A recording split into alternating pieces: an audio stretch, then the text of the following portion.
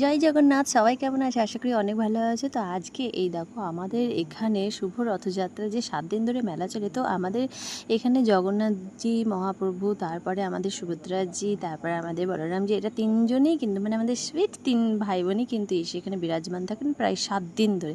আর সেই 7 দিন ধরে কিন্তু মেলা চলে, আর এখানে 7 দিন ধরে অনুষ্ঠান চলে, বিভিন্ন সাংস্কৃতিক অনুষ্ঠান চলে, আর তার সাথে কিন্তু অর্কেস্ট্রা, গান সবই চলে, সবই কিন্তু আমাদের মহাপ্রভুর ইচ্ছায়।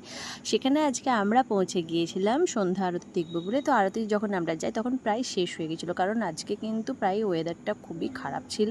তো পৌঁছতে আমাদের তার জন্য দেরি হয়ে গেছিলো। তো এইদিকে আমরা কিন্তু একটু ভিডিও করে নিলাম মহাপ্রভু, তারপরে এই দেখো অর্কেস্ট্রা চলছে, সেটা তোমাদেরকে দেখানোর জন্য অবশ্যই কিন্তু একটু তুলে ধরলাম।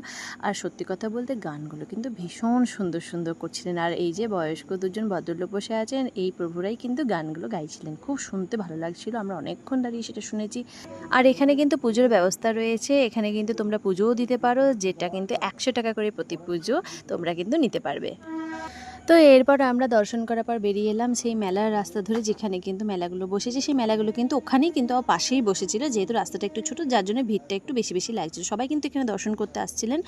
আর এখানে দেখো অনেক রকম ভেজ খাবার পাওয়া যাচ্ছিলো, যে যার মতো খেতে পারবে। সেখানে কিন্তু অনেক রকম ছিল, রেস্টুরেন্টের মতো সাইডে সাইডে সব কিন্তু একদম নিরামিষ ছিল। ওখানে কিন্তু বুঝতেই পারছো, যেহেতু আমাদের মহাপ্রভুর স্থান, সেই জন্য কোনো কিন্তু আমিষ খাবার ছাড়া কিন্তু মানে আমিষ কোনো খাবার কিন্তু পাওয়া যাবে না, সবটাই কিন্তু নিরামিষ। তোমাদের হয়তো আমার রেকর্ড শুনতে একটু অসুবিধা হচ্ছে, যেহেতু আমার স্টেশনের ধারেই একেবারে বাড়ি, যার জন্য দেখতে পাচ্ছি এখন এডিট করার সময় তোমাদের সাথে কথা বলতে বলতে ট্রেনের আওয়াজ যাচ্ছে, তো একটু অ্যাডজাস্ট করে নিও।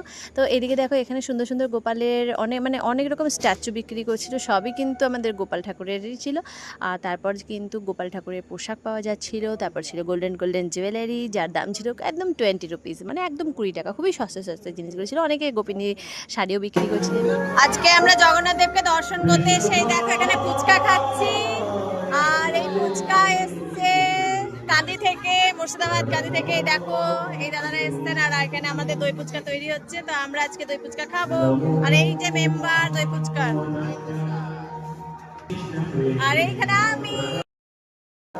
তো চলো আমাদের দই ফুচকা দেওয়া হবে। আর এখানে আমাদের জগন্নাথ দেবের আরতি চলছে, গান চলছে, অর্কেস্ট্রা চলছে, সবটাই চলছে, খুব মজা আনন্দ হয়। প্রায় 7 দিন ব্যাপী, যারা এখনো আসনে চলে এসো দর্শন করতে। তো চলো টাটা।